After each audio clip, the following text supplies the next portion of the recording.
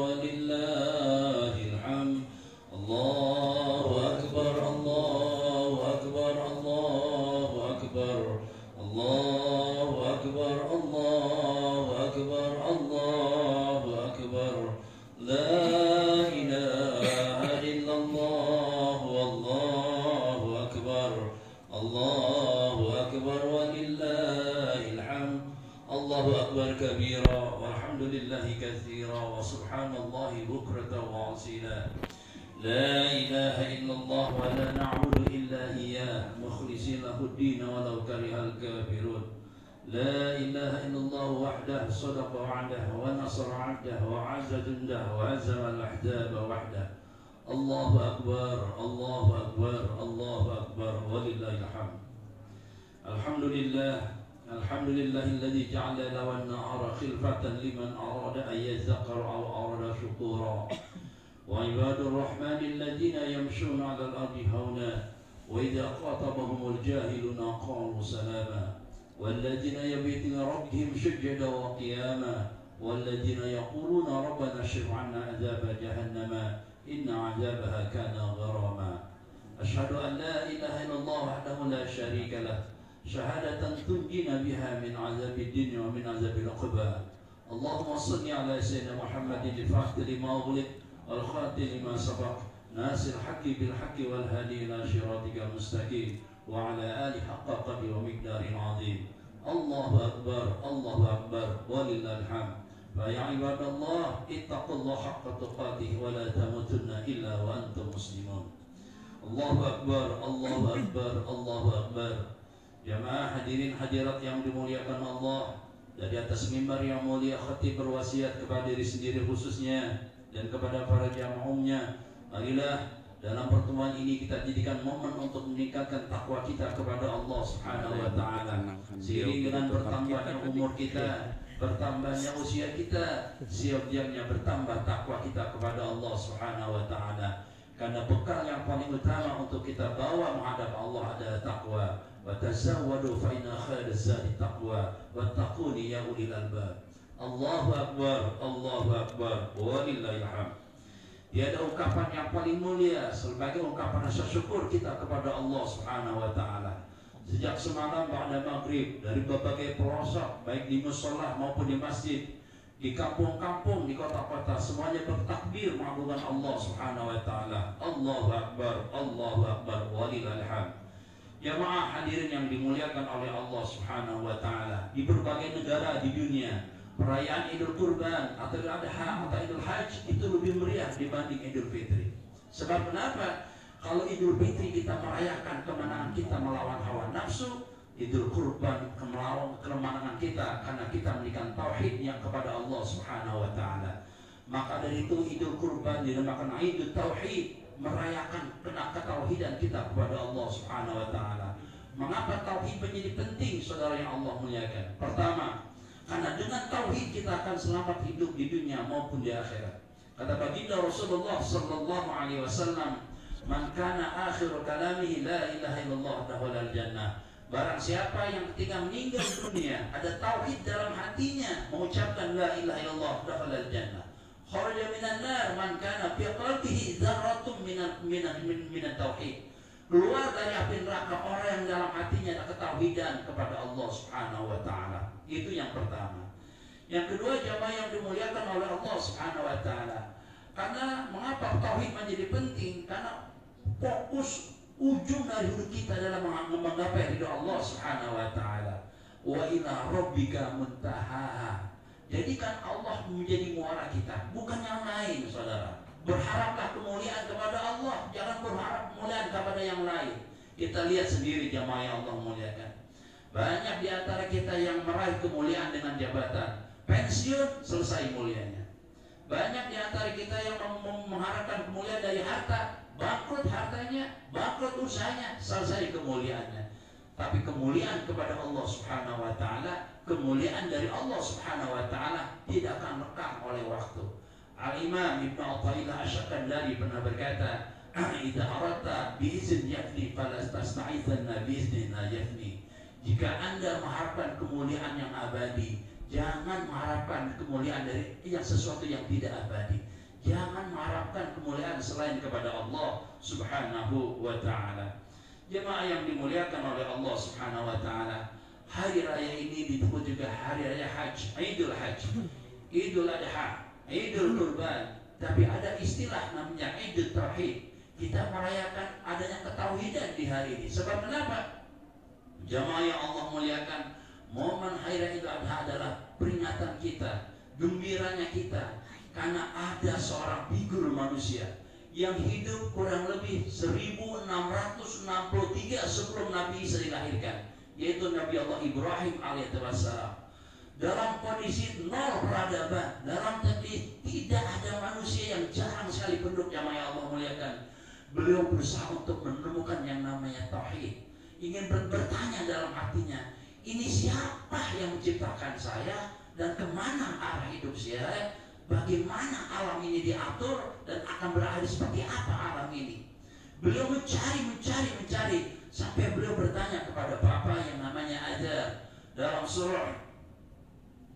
surah Al-An'am, Allah Subhanahu wa taala ceritakan secara detail itu proses dialog itu. A'udzubillahi minasyaitonirrajim. Bismillahirrahmanirrahim. Wa idz qala Ibrahimu li abihi Azar. Dan tatkala Nabi Allah Ibrahim berkata bapaknya namanya Azar, beliau berkata, "Atattakhidu asnaman aliha?" Wahai bapakku, apakah bapak menjadikan patung sebagai Tuhan? Apakah bapak menjadikan berhala sebagai Tuhan? Ini araka wa qaumaka fi dhalalim mubin. Bapak, saya melihat bapak ini dan kaum bapak ini dalam kondisi tersesat yang bukan main. Apakah mungkin patung yang bapak ciptakan, patung yang bapak bentuk, kemudian bapak sembah, bagaimana ini? Jemaah yang dimuliakan Allah Subhanahu wa taala, kemudian pertanyaan tentang Tuhan bergurau terus dari hari ke hari dalam nada Nabi Ibrahim, sampai akhirnya beliau satu malam diceritakan oleh Allah Subhanahu wa taala, wa kadzalika nuri Ibrahim malakutis samawati wal ardh wa liyakuna minal muqinin. Dan demikian kami perlihatkan kekuasaan kami di langit dan bumi agar supaya Ibrahim masuk menjadi orang-orang yang yakin kepada Allah Subhanahu wa taala. Proses pencarian Tuhan ini dimulai, jemaah yang Allah muliakan, diciptakan oleh Allah Subhanahu wa taala. Falamma janna alaihi lailu ra'a kaukaba. Tatkala malam gulita, Nabi Allah Ibrahim melihat bintang, jemaah yang Allah muliakan. Faqala hadza rabbi. Ini mungkin Tuhan saya, bintang ini. Ini mungkin Tuhan. Falamma afala, ketika bintang redup, Nabi Allah Ibrahim berkata, inilah wahibul abilin. Ini bukan Tuhan. Kalau Tuhan tidak redup, saya tidak suka sama yang redup. Jemaah yang Allah muliakan, kemudian pada waktu siangnya beliau berkata, falamma ra'al qamara wazigha. Tatkala Nabi Ibrahim alaihissalam itu melihat bulan terbit, jemaah yang Allah muliakan, beliau berkata, qala hadza rabbi. Ini mungkin bulan, ini Tuhan saya barangkali. Jemaah yang Allah muliakan, falamma afala, ketika bulan itu redup perlahan-lahan di sebelah barat, beliau berkata, la illam yahdini la yahdini lakunana minal qaumit thalin. Ini repot ini. Ini pasti bukan Tuhan ini, kata Nabi Allah Ibrahim ketika melihat bulan. Kalau saya tidak berikan petunjuk oleh Allah, saya bisa sesat ini. Jemaah yang Allah muliakan, besok siangnya beliau melihat matahari. Dan ketika beliau matahari, beliau berkata, falamma ra'a syamsa dan ketika beliau melihat matahari terbit, beliau berkata, qala hadza akbar. Ini mungkin Tuhan saya. Ini lebih besar ini. Lebih besar dibanding bintang, lebih besar dibanding bulan, jemaah yang Allah muliakan. Falamma afalat, tatkala matahari redup, beliau berkata, ya qaumi, inni bari'um mimma tusyrikun. Wahai kaumku, ternyata bukan Tuhan ini. Matahari bukan Tuhan, bulan bukan Tuhan, bintang bukan Tuhan. Saya terbebas dari apa yang kalian sembah. Saya terbebas, kata Nabi Ibrahim. Inni wajjahtu wajhiya. Saya hadapkan wajah saya. Wajah ini namanya kinayah. Hati saya hadapkan kepada Allah Subhanahu wa taala. Siapa? Lilladzi fataras samawati wal ardh. Kepada zat yang menciptakan bulan, kepada zat yang menciptakan matahari, kepada zat yang menciptakan bulan. Hanifan, lurus seluruhnya. Wa ma ana minal musyrikin, dan saya bukanlah termasuk orang-orang yang musyrik. Jamaah yang dimuliakan oleh Allah Subhanahu wa taala. Inilah sejarah ketauhidan Nabi Allah Ibrahim.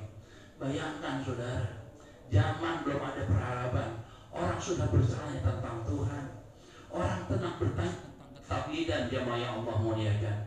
Tetapi hadirnya jemaah yang dimuliakan Allah, ternyata ketauhidan itu tidak tenang begitu saja.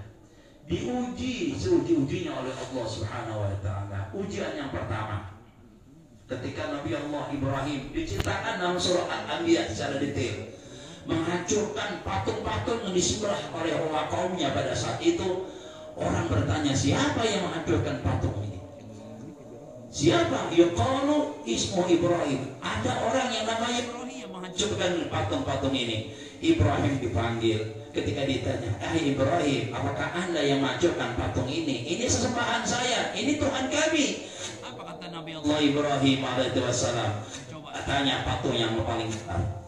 Tanya patung yang paling besar. Ketika ditanya, mau ditanya patung yang paling besar, yang dimuliakan Allah Subhanahu wa taala, orang kaum Nabi Ibrahim berkata, mana mungkin patung ditanya? Mana mungkin kami bertanya kepada patung? Apa yang terjadi, jamaah yang Allah muliakan? Nabi Ibrahim berkata, mana mungkin patung anda sembah? Katanya Tuhan anda. Tidak mungkin. Jamaah yang Allah muliakan, bukan malah tunduk kaum Raja Namrud pada saat itu mengumpulkan kayu bakar. Dibakar Nabi Ibrahim, mau dibakar Nabi Ibrahim. Kata Imam Syarqawi dalam syarah hikamnya, beliau menceritakan pada saat itu malaikat Jibril datang kepada Nabi Ibrahim dan ingin memberikan bantuan kepada Nabi Allah Ibrahim. Malaikat Jibril berkata, ana u'inuka ya Ibrahim, maukah aku bantu hai Ibrahim? Kata malaikat Jibril. Apa kata Nabi Allah Ibrahim?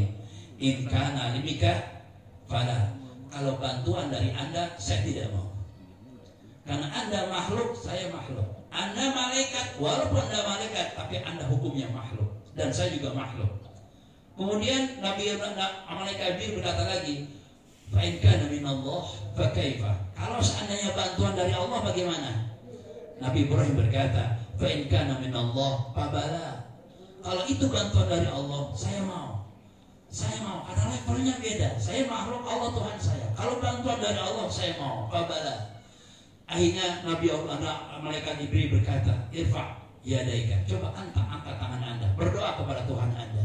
Apa Nabi Allah Ibrahim doanya? Hasbi su'ali ilmuhu bihali. Hasbi su'ali ilmuhu bihali. Cukup Tuhan tahu kondisi saya. Kalau emang kebakar baik buat saya ikhlas. Kalau emang saya selamat baik buat saya ikhlas. Doa itu didengar oleh Nabi Allah Subhanahu wa taala. Wa qulna ya naru kuni bardan wa salaman ala Ibrahim. Kami katakan, wahai api, jadilah dingin dan jadikan penyelamat Nabi Allah Ibrahim. Ibrahim selamat. Ini godaan yang pertama, tantangan pertama beriman, jamaah yang dimuliakan oleh Allah Subhanahu wa taala. Tantangan yang kedua, jamaah yang Allah muliakan, ketika Nabi Allah Ibrahim punya anak yang namanya Ismail, itu ketika itu Siti Hajar sedang susah-susahnya mencari air untuk memandikan putranya yang berlumuran darah, Ismail alaihissalam, yang kelak menjadi nabi. Nabi Ibrahim berkata kepada istrinya, inni zahibun ila rabbi sayahdi, dalam surah Shafat, saya mau pergi menuju Tuhan saya. Mudah-mudahan saya mendapat petunjuk dari Tuhan saya, dari Allah Subhanahu wa taala. Bayangkan saudara, Siti Hajar dalam kondisi lemah setelah melahirkan anak yang masih berlumuran darah. Masya Allah, tali pusar yang belum dipotong harus ditinggal sama suami. Siti Hajar manggil habis-habisan kepada suami, hai istri, kata Siti Hajar, hadza min amrillah aw min indik. Ini pergi begini urusannya perintah Tuhan apa urusan anda sendiri? Ini urusan Tuhan apa ego anda sendiri, hai suamiku Ibrahim? Apa kata Ibrahim? Hadza min amri rabbi. Ini urusan Tuhan saya. Saya akan tinggalkan semuanya untuk meraih keridhaan Allah Subhanahu wa taala. Nabi Ibrahim pergi dengan lambaian tangan dari kejauhan meninggalkan putra dan istrinya Ismail dan Siti Hajar alaihissalam. Siti Hajar yang kecapean mencari air, kemudian menemukan sumber air yang sangat indah dan awet sampai hari kiamat, namanya air Zam-Zam. Beliau berkata, zumi, zumi, zumi, kumpul, kumpul, kumpul. Itulah yang namanya air Zam-Zam yang setiap kita pergi haji kita minum, tidak akan lekang oleh waktu dan zaman. Ujian yang kedua, jamaah yang dimuliakan oleh Allah Subhanahu wa taala, ujian yang ketiga. Ini lebih berat lagi, dan ini yang menjadi monumen mengapa kita peringatkan Idul Adha ini. Apa itu? Ketika beliau berharap kepada Allah Subhanahu wa taala ingin punya anak. Sebab dalam beberapa riwayat dan kisah, beliau ini hampir 141 tahun itu nggak punya keturunan. Beliau berkata, Rabbi habli minas sholihin. Ya Allah, karuniakan kami hamba orang-orang yang soleh, keturunan yang soleh. Jamaah yang Allah muliakan, akhirnya doa itu dikabul oleh Allah Subhanahu wa taala. Fabasyarna bi ghulamin halim. Diberikan kabar gembira, digembirakan oleh Allah dengan anak kecil yang sangat pintar, bi ghulamin halim, dengan sangat lembut anak kecil ini yang nanti disebut dengan Ismail.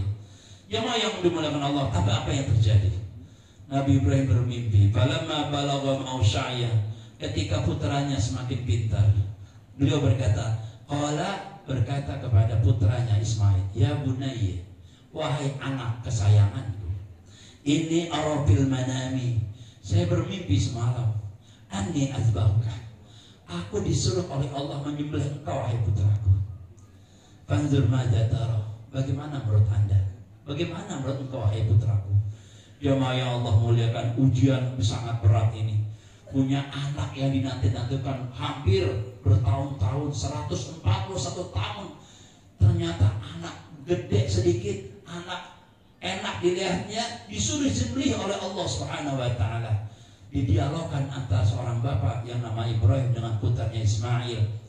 Apa kata Ismail? Qala ya abadi, berkata Ismail, wahai bapakku, if'al ma tu'mar, lakukan apa yang disuruh oleh Allah Subhanahu wa taala. Saya jadi insyaallah minas sabirin, bapak akan mendapatkan saya termasuk orang-orang yang sabar. Jamaah yang dimuliakan oleh Allah Subhanahu wa taala, bayangkan jamaah yang dimuliakan Allah, anak yang tahun-tahunan puluhan tahun dirindukan kehadirannya harus dikorbankan untuk suatu perjuangan namanya ketauhidan. Perjuangan yang namanya menuju ridha Allah Subhanahu wa taala. Hadirin, dalam sebuah kitab yang namanya Tafsir Munir, Imam Nawawi Al-Jawi, dalam kitab Mafathil Ghaib, Bahrul Radid Ar-Razi, beliau menceritakan ada sebuah dialog sebelum terjadi proses penyembelihan Ibrahim oleh bapaknya Ibrahim. Ada 5 permintaan Nabi Allah Ismail kepada bapaknya sebelum dilakukan penyembelihan. Yang pertama, ya abati ushdud ribati kaila at-tariq. Bapak, sebelum bapak sembelih saya, ikat saya sekencang-kencangnya, jangan sampai saya bergerak. Jangan sampai saya bergerak. Diikatlah putranya Nabi Allah Ismail oleh bapaknya. Permintaan yang kedua, ya abati ukuf anni thiyabaka. Bapak, angkat di pakaiannya. Kaila yang tahu syai'un min dami fatarumi fatahzan. Kalau bapak tidak angkat pakaian bapak, nanti kecipratan darah. Dilihat pulang oleh ibu kelengar, nggak bisa tidur karena melihat darah saya. Subhanallah. Permintaan yang ketiga, apa itu? Ya abati istahid safarataka wasraq imrana ahlaki. Bapak, kalau menyembelih leher saya, asah pisau setajam-tajamnya, kata Ismail. Wasraq imrana ala halaki, dan cepat-cepat borok leher saya. Liyakunu ahuna alayya fa innal mauta syadid, agar supaya mati saya ringan, mati saya enak, karena mati itu sangat sakit. Bapak, potong tapi tajamkan dulu pisau itu. Subhanallah. Anak kecil umur 13 tahun mau dibunuh sama bapaknya, mau digorok lehernya sama bapaknya, minta permintaannya kayak gini. Subhanallah. Jamaah yang Allah muliakan, yang keempat, Ismail berkata, ya abadi baligh ala ummi salami. Ya bapak, sampaikan salam saya kepada ibu. In ara'aita an tara qamis alayya fa'al. Kalau emang bapak ada rencana untuk memberikan baju saya yang berlumuran darah, berikan kepada ibu. Berikan kepada ibu. Fa'innahu as'ayakun as'alu laha. Mungkin kalau seandainya ibu melihat baju saya yang berlumuran darah, itu bisa menghibur ibu. Jamaah yang Allah muliakan, Nabi Allah Ibrahim semakin tegang. Nabi Allah Ismail pun semakin tegang jamaah yang Allah muliakan. Peringatan yang kelima, kata An-Nawawi Al-Jawi, beliau berkata, yang kelima, ya abati, uqub anni thiyabi, uqub anni wajhi, ya bapak, tutup wajah saya. Ditutup wajah, minta ditutup wajahnya Ibrahim alaihissalam. Tutup wajah saya. Fa innaka in nazartani rahimatni wa abaqat riqatun. Kalau bapak lihat wajah saya, nanti bapak melas, nggak jadi, menyembelih saya. Tahulu bainakum wa bain amrillah. Karena nggak jadi bapak menentang perintah Allah Subhanahu wa taala. Saudara yang dimuliakan Allah Subhanahu wa taala, inilah dua sosok figur yang dapat kita jadikan contoh. Ibrahim dengan keikhlasan dan ketauhidannya, Ismail dengan kesabaran dan istiqomahnya. Ibrahim berlinang air mata akan meninggalkan anaknya, akan ditinggal anaknya yang dia nantikan, yang dia sayangi. Nabi Ismail menangis karena apa? Akan kehilangan nyawanya, satu-satunya yang setelah itu tidak akan kembali lagi. Jamaah yang dimuliakan Allah Subhanahu wa taala, akhirnya jamaah yang Allah muliakan, karena dua-duanya orang ini sama-sama ridha dan ikhlas akan perintah Allah, Allah lanjutkan di ayat yang lain, wa fadainahu bidzibin 'adzim wa qarna 'alaihi fil akhirin. Kami gantikan Ismail dengan kambing kibas yang sangat bagus. Dan semuanya ini pelajaran buat kita, betapa ketauhidan, keikhlasan, keimanan itu mendapatkan ujian dari Allah Subhanahu wa taala, dan kita istiqomah untuk itu. Hadirin jamaah yang dimuliakan oleh Allah Subhanahu wa taala. Maka dari itu bertemaan kita yang di majlis ini. Saudara-saudara kita yang menunaikan ibadah haji, jamaah yang Allah muliakan, kemarin habis wukuf di Arafah. Habis wukuf mereka berkumpul di Arafah. Tujuannya apa? Untuk mengenal Allah Subhanahu wa taala. Al-hajju al-Arafah. Kata Rasulullah sallallahu alaihi wasallam, haji adalah Arafah. Apa itu Arafah? Arafah itu ma'rifat. Mengapa Arafah? Karena Arafah tidak ada lagi perbedaan antara manusia. Kastanya tidak ada bedanya. Yang mulia maupun yang hina sama di Arafah. Mengapa? Buktinya baju yang dikenakan sama semuanya. Raffi Ahmad yang artis yang berangkat haji setengah miliar sama dengan orang kampung di Rangamau Timur pergi haji di sana. Semuanya rendah di hadapan Allah Subhanahu wa taala. Semuanya sama di hadapan Allah Subhanahu wa taala. Walaqad jitumuna furada kama khalaqnakum awwala marrah. Digambarkan oleh Allah Subhanahu wa taala, dan kalian akan menghampir datang kepada Allah Subhanahu wa taala sebagaimana kami ciptakan kalian pertama kali. Wa taraktum ma khawalnakum wa radhuikum. Dan datangnya kalian tinggalkan semuanya yang kita miliki di dunia ini. Gak ada lagi yang belain kita. Anak gak ada, harta gak ada, jabatan gak ada. Wa ma nara ma'akum syufa'akum alladziina ja'altum annahum fiikum syuraka. Kata Allah, dan kami tidak melihat lagi siapa yang bisa melihat menolong kalian. Padahal di dunia kalian bersekutu dengan mereka. Laqad taqatta'a bainakum wa dhalla 'ankum ma kuntum tad'un. Telah putus hubungan antara kita dengan yang lain. Kita dengan istri kita beda tempatnya di padang mahsyar. Kita dengan anak kita beda tempatnya di padang mahsyar. Terputus semuanya. Ma kuntum tad'un, yang kalian perkirakan semuanya. Itulah yang namanya padang Arafah, al-wuquf di Arafah. Jemaah yang dimuliakan oleh Allah Subhanahu wa taala. Ada sebuah ketika Imam lagi Zainal Abidin ada dialog dengan Imam Shibli. Imam Shibli itu gurunya Imam Malik, tapi gurunya Imam Syafi'i. Imam Shibli adalah ulama yang gemuk. Ketika ditanya mengapa anda gemuk, padahal seorang alim, apa dia berkata? Kullama mazdadi ilman izdadi samina. Ketika saya bertambah ilmu, saya semakin gemuk, kata Imam Shibli. Imam Shibli adalah seorang ulama yang kaya. Ketika Imam Syafi'i bertanya, dengan apa anda memperoleh dunia anda? Imam Syafi'i diajak ke kamarnya, dibuka pintu kamarnya, sekamar isinya emas semuanya. Imam Shibli. Beliau pernah, Imam Zainal Abidin, cicitnya Rasulullah SAW pernah bertanya, ketika engkau di mikot dan menanggalkan pakaian bajahmu, apakah engkau berniat menanggalkan pakaian dan kemaksiatan dan menggunakan pakaian ketaatan? Itu pertanyaan pertama. Ketika engkau berihram, sudahkah engkau bertekad untuk mengharamkan semua yang diharamkan oleh Allah Subhanahu wa taala? Ketika engkau menuju Makkah, sudahkah engkau berniat menuju Allah? Pertanyaan keempat, ketika anda masjid haram, apakah anda berniat untuk menghormati hak orang lain?